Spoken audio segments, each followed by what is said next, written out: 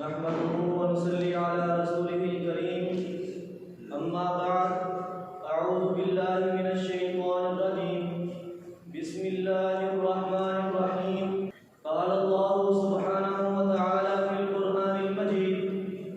قل إن كنتم تحبون الله فاتبعوني يحببكم الله ويغفر لكم ذنوبكم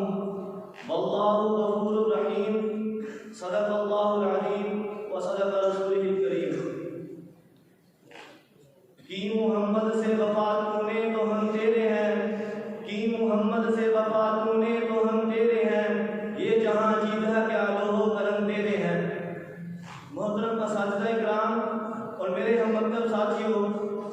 آج میں جس موضوع پر گفتگو کرنا چاہتا ہوں وہ اتباع سنت کے سلف صالحین کا کردار ہے۔ نبی صلی اللہ علیہ وسلم کی اطاعت کو وہ اہمیت حاصل ہے کہ خود نبی صلی اللہ علیہ وسلم نے اس اطاعت کی اہمیت بیان کرتے ہوئے فرمایا کہ من اطاعنی فقد اطاع اللہ،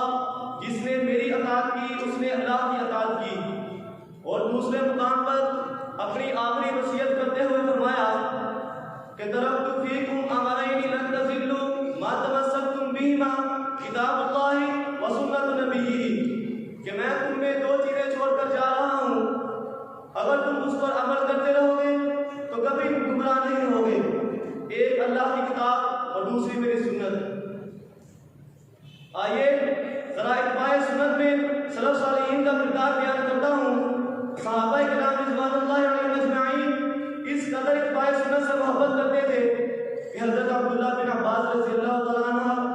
ان صحابہ کرام سے شدید ناراض ہوئے کہ جنہوں نے نبی صلی اللہ علیہ وسلم کی بات کے مقابلے میں حضرت ابو بکر اور حضرت عمر رضی اللہ تعالیٰ عنہ کے اقوال پیش کیے اور فرمایا یوشک ان تنزل علیکم حجارۃ من السماء اقول قال رسول اللہ صلی اللہ علیہ وسلم اتقولون قال ابو بکر و عمر، کہ مجھے ڈر ہے کہ کہیں تم پر آسمان سے پتھر نہ برسا دیے جائیں۔ میں تو کہتا ہوں کہ آپ صلی اللہ علیہ وسلم نے یوں فرمایا اور تم کہتے ہو کہ ابو بکر اور حضرت عمر رضی اللہ تعالیٰ نے یہ کہا۔ حضرات، جب نبی صلی اللہ علیہ وسلم کا وصال ہوا تو عرب کے کچھ قبائل مرتد ہو گئے، تو حضرت ابو بکر رضی اللہ تعالیٰ عنہ نے فرمایا کہ اللہ کی قسم میں اس شخص کے بارے میں ضرور جہاد کروں گا جس نے نماز اور زکات میں فرق کیا۔ تو ان سے حضرت عمر رضی اللہ تعالیٰ عنہ نے کہا کہ آپ ان سے کیسے جہاد کریں گے؟ نبی صلی اللہ علیہ وسلم کا ارشاد ہے اور انہوں نے مجھے حکم دیا کہ تم لوگوں سے جہاد کرو یہاں تک کہ وہ لا الہ الا اللہ پڑھ لیں، اور اگر وہ اس کلمے کو پڑھ لیں تو ان کے مواد اور خون تمہاری طرف سے محفوظ ہو جائیں گے۔ تو حضرت ابو بکر رضی اللہ تعالیٰ عنہ نے کہا کہ حضرت آپ اس کلمے کے حق میں نہیں، اللہ کی قسم میں اس شخص کے بارے میں ضرور جہاد کروں گا کہ جس نے اونٹ کے باندھنے کی رسی کو بھی روکا جو نبی صلی اللہ علیہ وسلم کے دور میں ادا کرتے تھے۔ امام نووی رحمہ اللہ شرح المجموع میں لکھتے ہیں کہ حضرت علی رضی اللہ تعالیٰ عنہ نے ایک مؤذن کو دیکھا کہ وہ عشاء کی اذان میں الصلاۃ خیر من النوم کہہ رہا تھا، تو حضرت علی رضی اللہ تعالیٰ نے حکم دیا اخرجوا المبتدئ من المسجد، اس بدعتی کو مسجد سے نکالو۔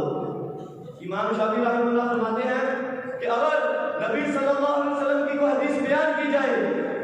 اور اسے میں نہ لوں تو میں تم کو گواہ بنا کر یہ بات کہتا ہوں کہ یہ سمجھ لینا کہ میری عقل چلی گئی۔ اور دوسری جگہ فرماتے ہیں کہ اگر میں کوئی بات کروں اور وہ رسول اللہ صلی اللہ علیہ وسلم کی حدیث کے خلاف ہو تو میری بات کو اٹھا کر دیوار کو مار دینا۔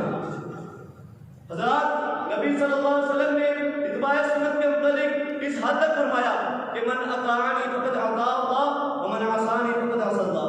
کہ جس نے میری اطاعت کی اس نے اللہ کی اطاعت کی اور جس نے میری نافرمانی کی اس نے اللہ کی نافرمانی کی۔ آخر میں بس یہی کہنا چاہتا ہوں کہ مصور ہے جو نقشہ جس میں یہ صفائی ہو